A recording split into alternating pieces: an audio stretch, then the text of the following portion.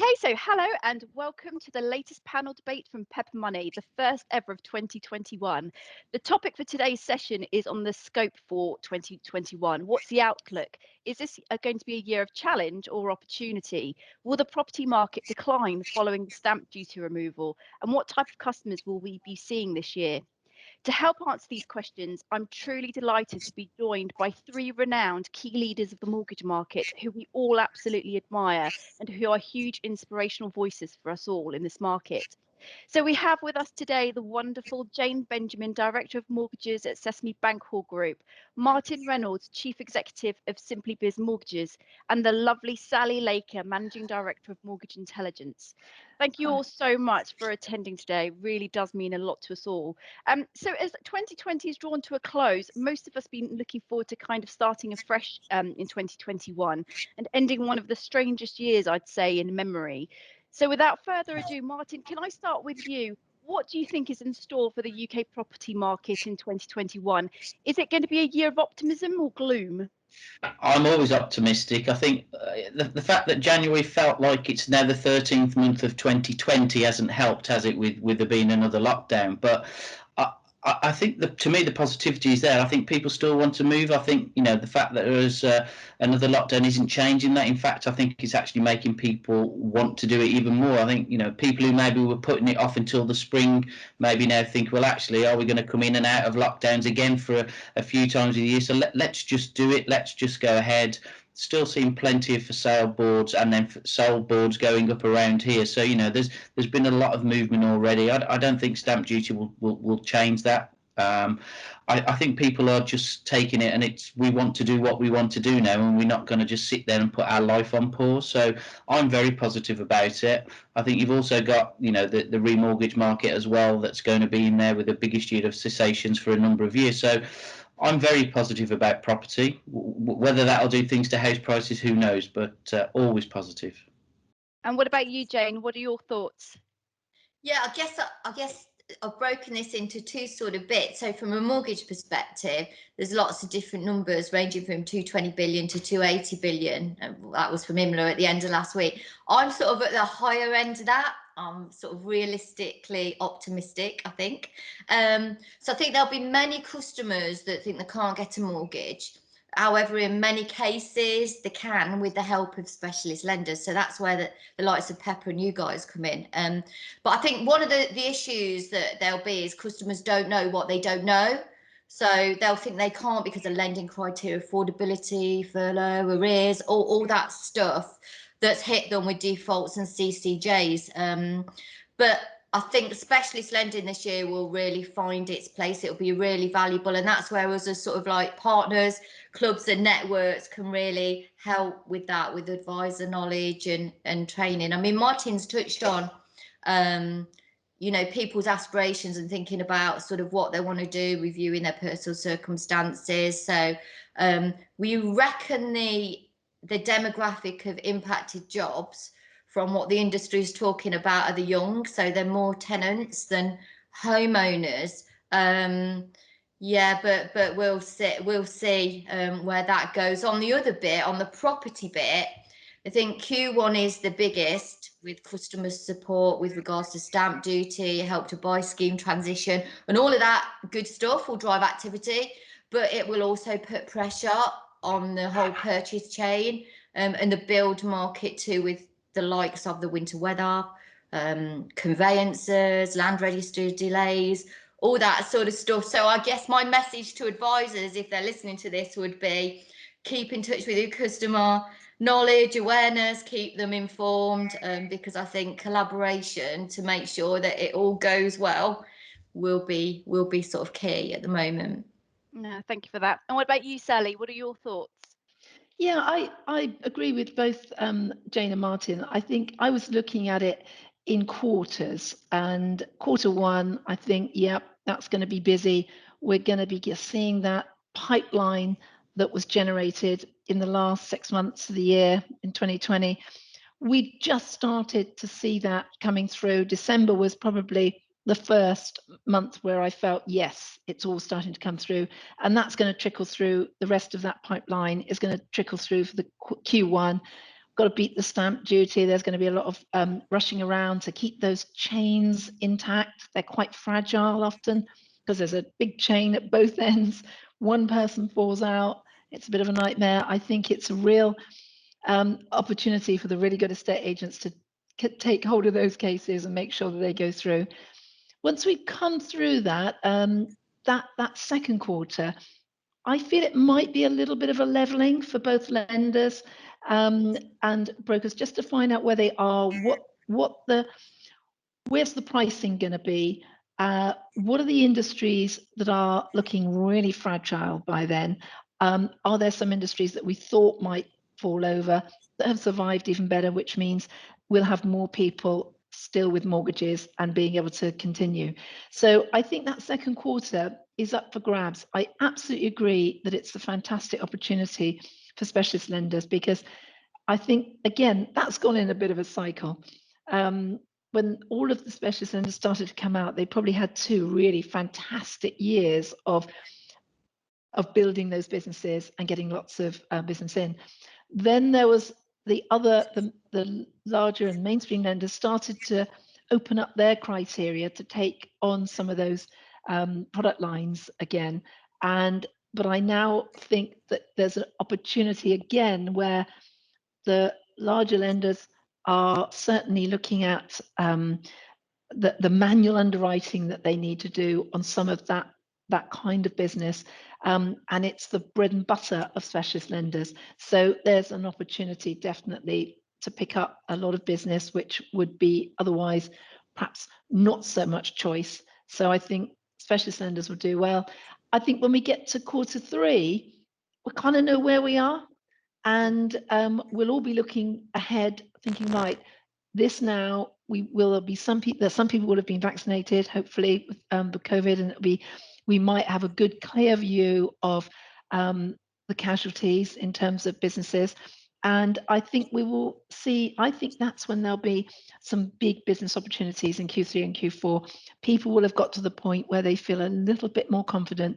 And if they're going to move, they're definitely going to do it then. So I think it's Q1, Q2, and then 3 and 4 could be really busy months. And plus also the fact that I did read somewhere about the buy-to-let maturities. I think there's like £250 billion worth that being rolling off as well this year. So that could be potentially quite a big one. So lots of optimism. Absolutely. I really like it. Really like it. Now, there's been many a discussion around property prices, some good, some bad. I mean, what is your forecast, Martin?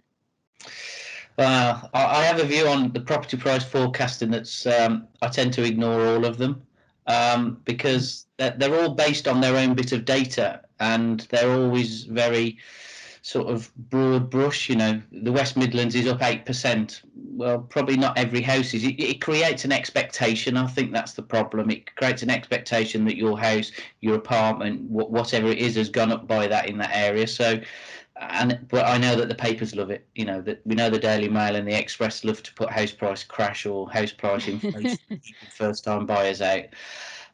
Yeah, I just think it will do as it was. I think it'll be fairly flattish overall, would be my view across the areas. I think you'll see people realign once that stamp duty's there. I think maybe some of the prices actually moved up as people try to gauge and get part of the stamp duty themselves in the price that they got for the property.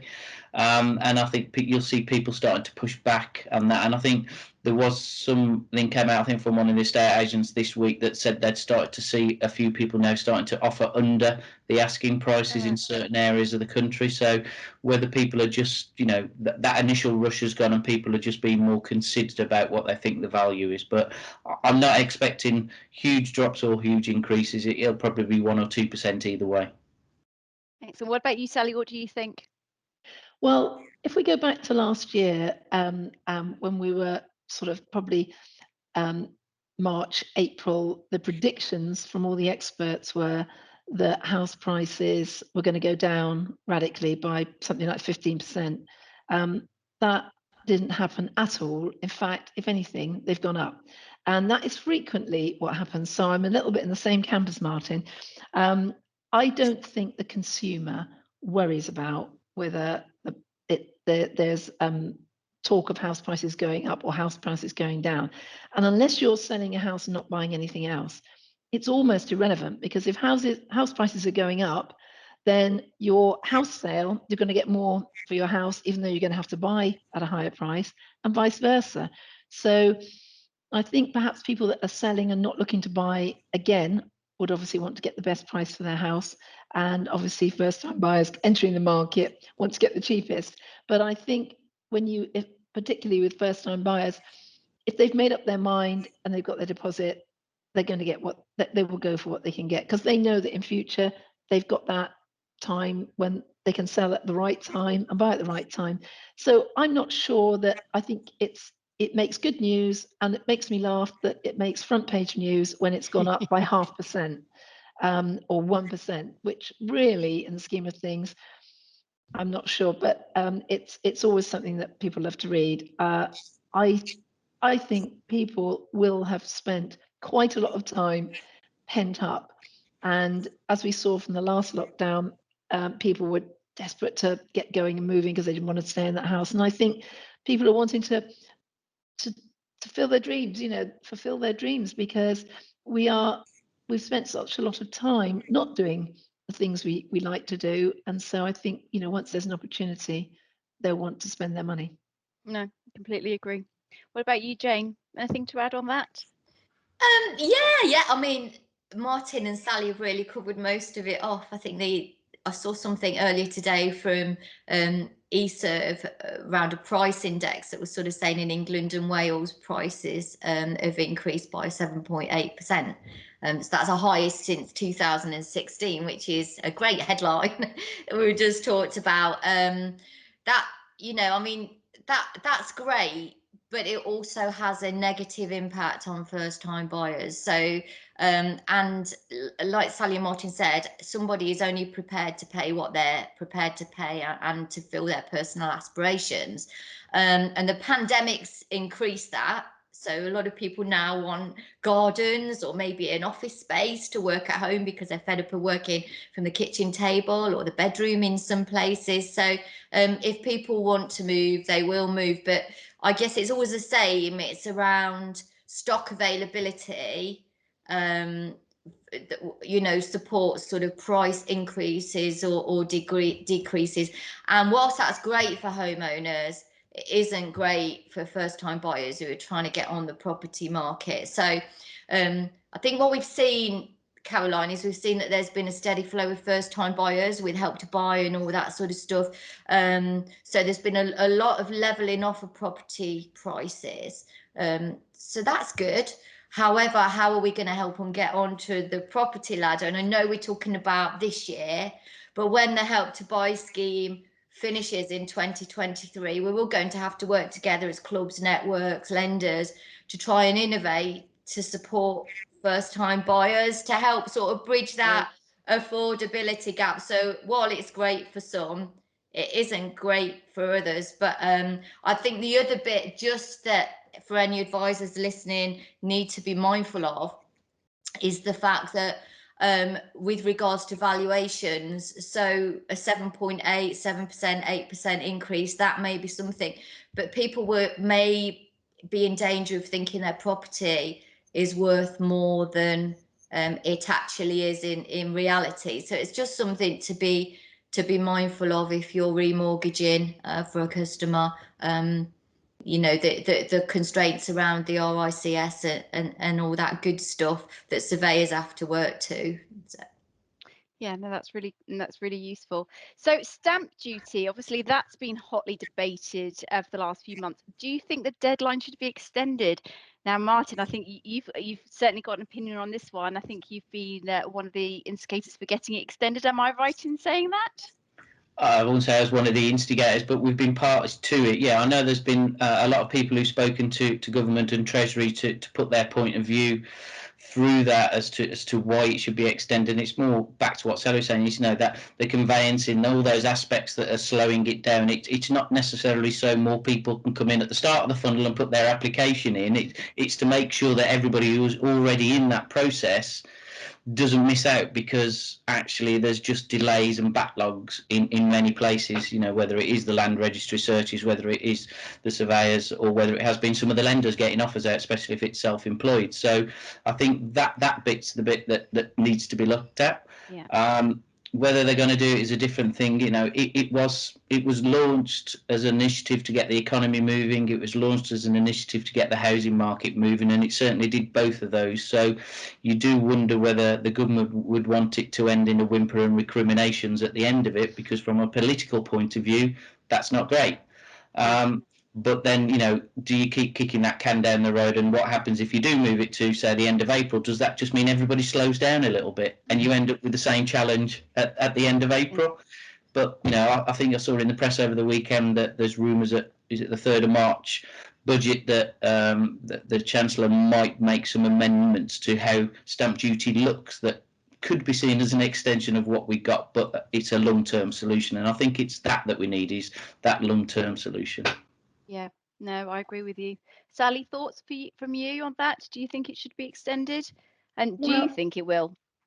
It's a difficult one, because I would say that they're not going to come out and say anything at this point, because if they do and they do extend it, then it automatically changes the situation and people's behaviour. I think it's hard on those that started their transaction, which could have been September. They could still be caught in that muddle, because and I think the difficulty is with all the delays at various different times of different variations of lockdown, and getting back going again, and with chains, as I said, these fragile chains mean that you might have to start all over again at one point, and it is quite difficult. I think it would be great if those that have been in it for that long period and are just outside, I think it would only be fair that they got the benefit of it if they were to extend it. I think that would only be fair. I think people going in at this point would be aware that it's not guaranteed. But I think if you started last year, say September time, you would have thought you had a good chance of getting it. So, and I think I completely agree with Martin that is it time to just relook at stamp duty and how it could work slightly better. Is it fair? Is it should, you know, or does it work? I think it just needs re-looking at in today's world, and perhaps that might be, it's the longer term solution, isn't it? I agree, if we extend it, we'll probably be saying the same thing at the next deadline. It's always a problem when there's a deadline. There's always a reason that someone's going to lose out if it's not extended. But I think it's not necessarily everybody's fault that they're not able to meet that deadline. It's circumstances that are slightly different to normal. And that's why I think it might be, you know, that it needs to be just looking at what's in that pipeline, and, you know, is there a fair way of making sure that people that have been in it for so long don't lose out. Is there anything as networks, clubs and lenders we can do to support this for our customers? I think certainly brokers will have been talking to their customers to give them, to make them aware of, certainly there's no guarantees.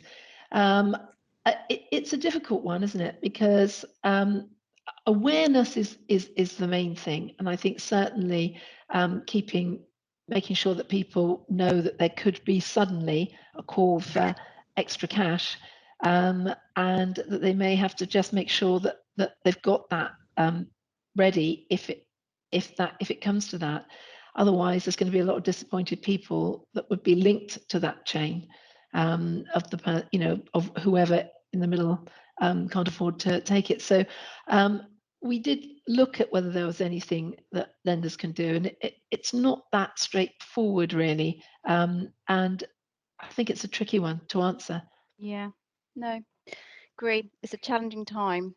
Jane, any thoughts from you on stamp duty? I think really Martin and Sally have covered it off. Sure. I mean, yeah, my main concern, I guess, is the whole chain, you know, borrowers in all parts of the chain, not just that, you know, that customer with that application should be prepared that there could be some disruption.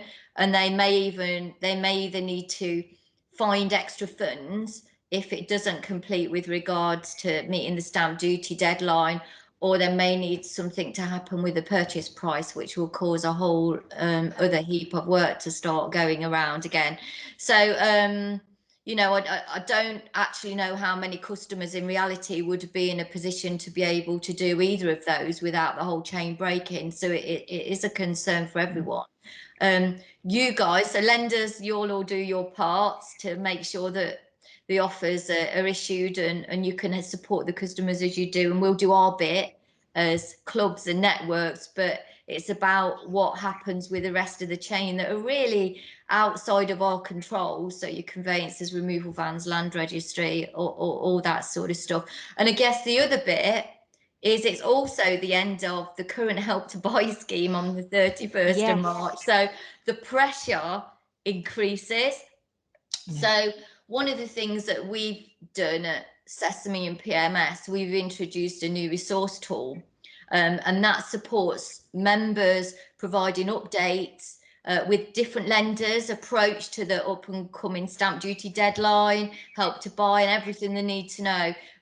Because that's all we can do really as a collective. Communication is so important. But yeah, I'm with Sally and Martin, and I think I would be amazed if the government don't do something with extending for exchanged mortgages, but I think it'll be a last minute thing. No, thank Who you. That's knows? been really insightful. So Jane, I'm going to ask you another question. So obviously I alluded to earlier that potentially we're going to have the buy-to-let market. There's going to be a 250 billion pounds worth of maturities, I guess, potentially occurring due to the 5-year anniversary roll-offs. So what advice would you give to brokers on that? Okay, well, this year is a massive remortgage and PT pot across the board, waiting for brokers. And buy-to-lets, it's a broker product, isn't it? A customer doesn't think I want to buy-to-let. Generally, it is a broker product, intermediary led. So I would say to advisors, do you know what your landlord's objectives are? Because everyone's just been so busy over the last 12 months. You know, have you done those reviews? Do you know if your landlords want to sell? Do they want to buy? Do they want to diversify? How has the pandemic impacted them? And how can you help as an advisor? So I think this is an ideal opportunity for advisors to do a full financial review with the landlords.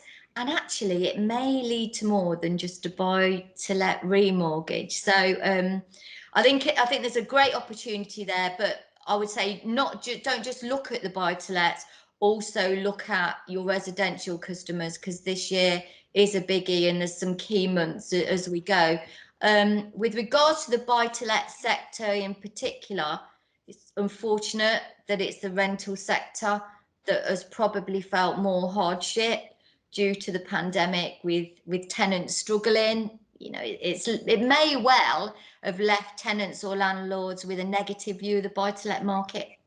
I don't know. I mean, how can you as an advisor help to sort of support and dispel that, you know, at the moment? I guess it starts with a conversation, and it's back to knowing your customer, who in a buy-to-let scenario is a landlord. So Martin, any thoughts from you?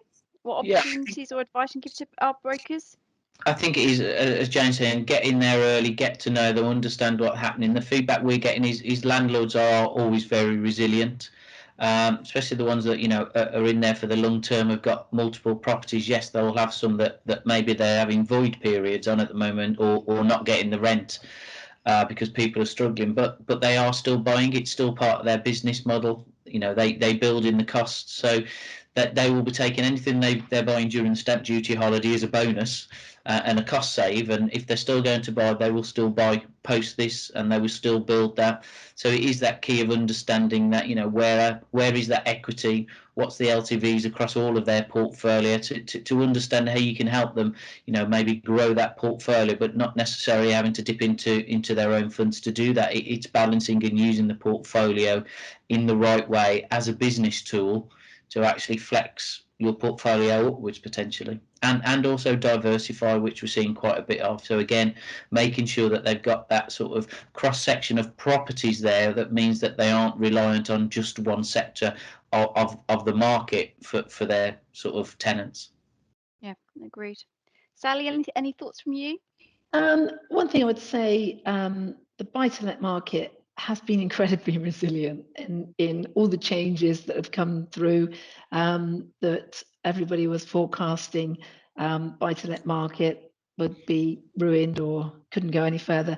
It's been resilient, it's continued. And when we were looking at the stats of movement of buy-to-let throughout lockdown, it hardly changed, which was quite surprising. It was what I called refreshingly boring, because it just carried on, which was great, in a market where everything was a bit upside down. Buy-to-let just carried on, and I think that certainly landlords would have been taking advantage of the no stamp duty.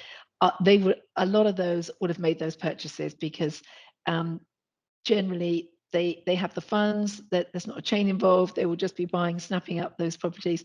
And I think they would, if anything, have added to their portfolio. But yeah, absolutely a time for brokers to speak to their clients, because if they have been adding to their portfolio, good time to review what else do they want to do, and check that if they can help in any way. They might want to do more. They might want to revisit loans that they have attached to those. So I think it's a good time for, what's the word, housekeeping, if you've got a number of buy-to-lets, to look at what their plans are, and help that client get ready to execute those plans. So I think there'll be a lot of definitely, when those cessations come out during this year, that's certainly an avenue for brokers to go for, because certainly they will be looking to either product transfers or remortgages. It's a great opportunity, but as Jane rightly said, it's a great opportunity to review everything that customer's got, because they might be buy-to-let landlords, but they might also, have residential property, sons and daughters that want to get married. That's quite costly, I believe, from what I've heard. All things that need funding. And I would also say, whose life hasn't changed in 2020. We're all doing things differently. We're all looking at things differently, and people have realized that there are things they want to do, and they are definitely going to do them in 2021. So there's an absolute perfect excuse to have that review with any customer that brokers speak to, because everyone's lives have changed. Yeah, no, completely agree with you. Completely agree. So I do think one of the areas that is going to also grow is, there's so much opportunity from purchases, remortgages, PTs, but I do think the specialist market has a big opportunity to grow. What type of customers do you think brokers will be helping more of this year, Martin? I think it's everyone, to be fair. I think it is that bit that we see when there is a change in the economic cycle, that the high street lenders criteria tightens up. And what maybe have been a C pass is now a C fail, but there's nothing detrimental about that client. It's just the appetites of the high streets potentially is slightly different, and they become a little bit more risk averse, and that naturally then means that those people are looking for somewhere, and that's where the specialist lenders, that's where some of the regional building societies come in, because they will look at those sort of cases and look at those. So you are straight into the self-employed as always. That's a perfect one.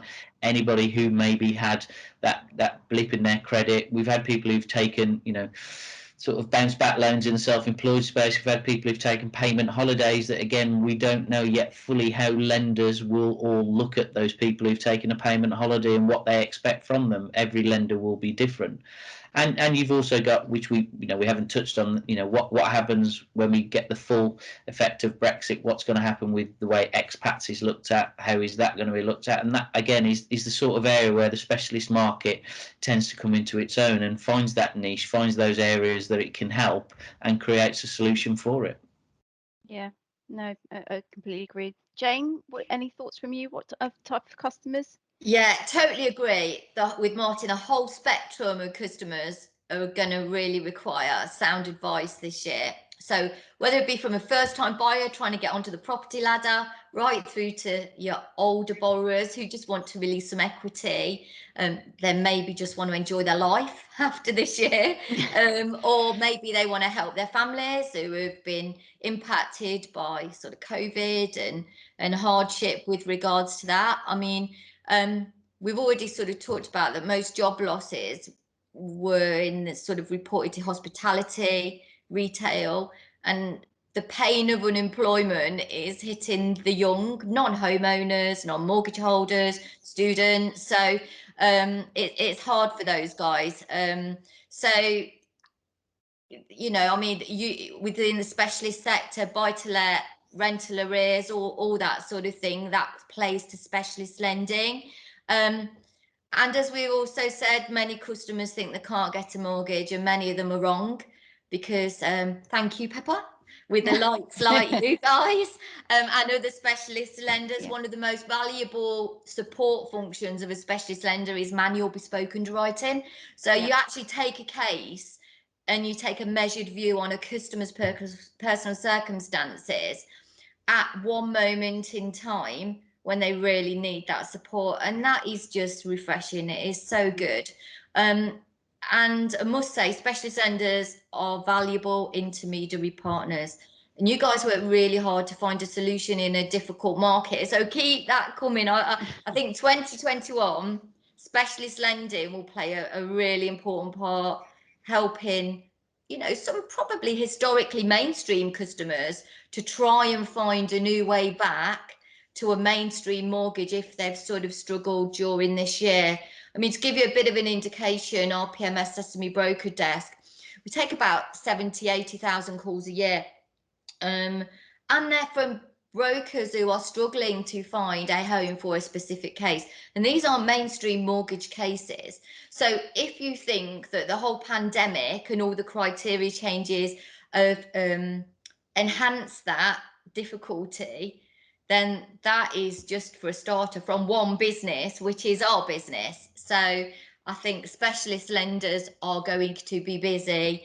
Just need to make sure you've got the innovation and the capacity to be able to support the demand. But thank you. Sally, are there any key areas do you think that will be growing this year in line with what Jane was saying? Obviously, brokers are calling in, wanting some advice on where to case places. Is there any particular areas which should be looked at? I think, are you talking about buy-to-let or generally? Just generally right across the board. I really think that there's a huge opportunity on self-employed, because I think that's the one that brokers have found incredibly frustrating. They've had to completely forget everything they used to look for when putting together a case of self-employed, because all of that gone. Not interested in history. What are they going to be doing? What did they do? What does their business look like now? And that was a bit of a learning curve. And it's not just a learning curve for the broker, but it's been a learning curve for the underwriters, because that's not how they underwrote in a lot of the large lenders. And I think what Jane was saying about your bespoke underwriting, that absolutely is what's needed. And you are used to manually looking at cases and taking a view. So I would absolutely capitalize on that knowledge.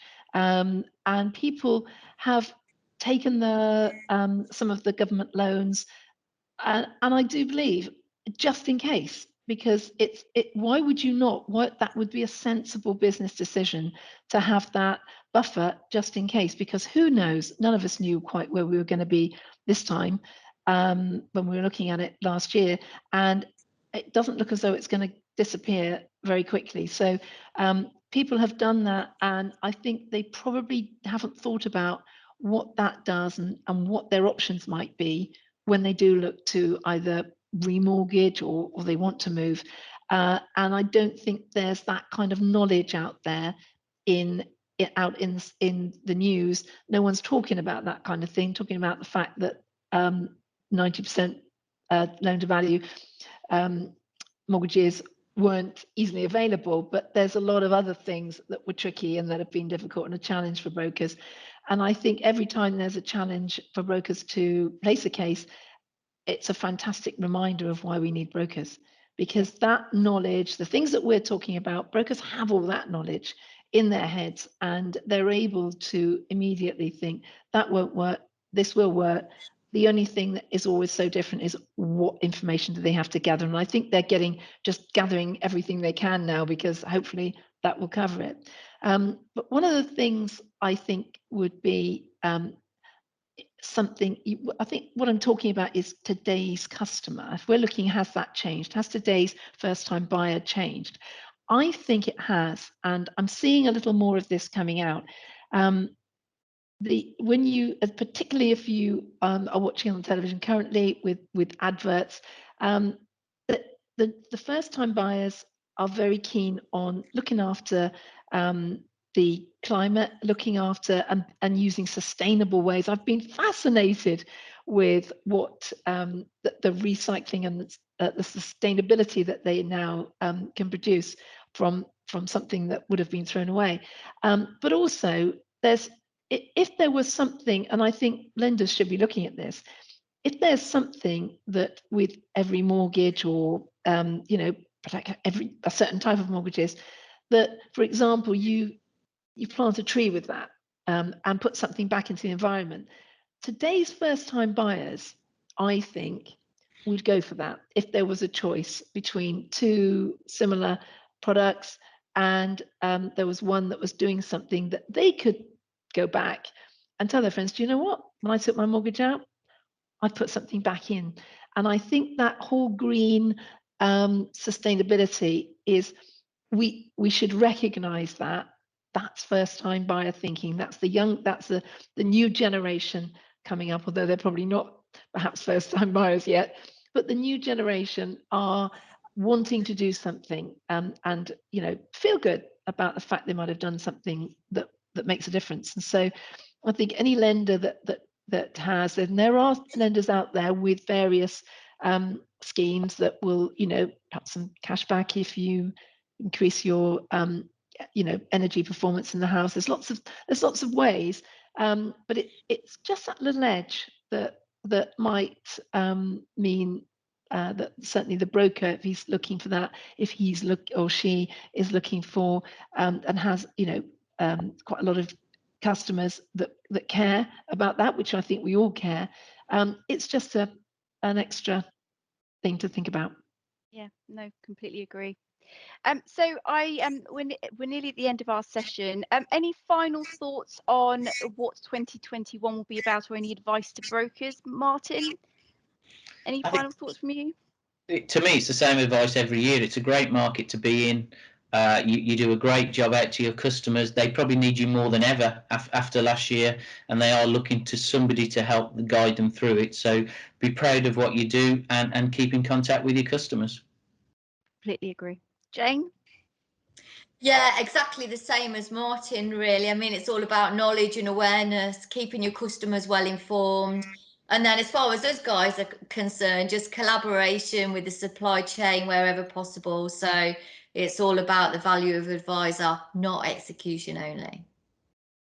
Love it. Sally? Well, I've been saying all through last year, and I'm still saying it now, that I think the brokers have been the heroes of this whole pandemic. They just got on with the job. They remodeled their businesses. They looked after their customers. And I think I can say honestly that, networks and distributors have all done everything they can to support them in that. But at the end of the day, the brokers have just kept the industry alive and looked after customers. They've been the heroes, and please continue doing that, because I think we all appreciate it. No, and obviously great support from the lenders as well, I must say. No, for me, it's all about one team. I think, you know, as you say, brokers are the unsung heroes, but I think all of us together would not Yes. have made it out through it together. So thank you so much. And thank you from Pepper for all the support that you've all three have given us as well. So, but that's all we've got time for, folks. Just want to say thank you very much for listening. Hope you found it insightful. If you have any questions, please do not hesitate to reach out. And yes, thank you very much and have a great afternoon. Goodbye.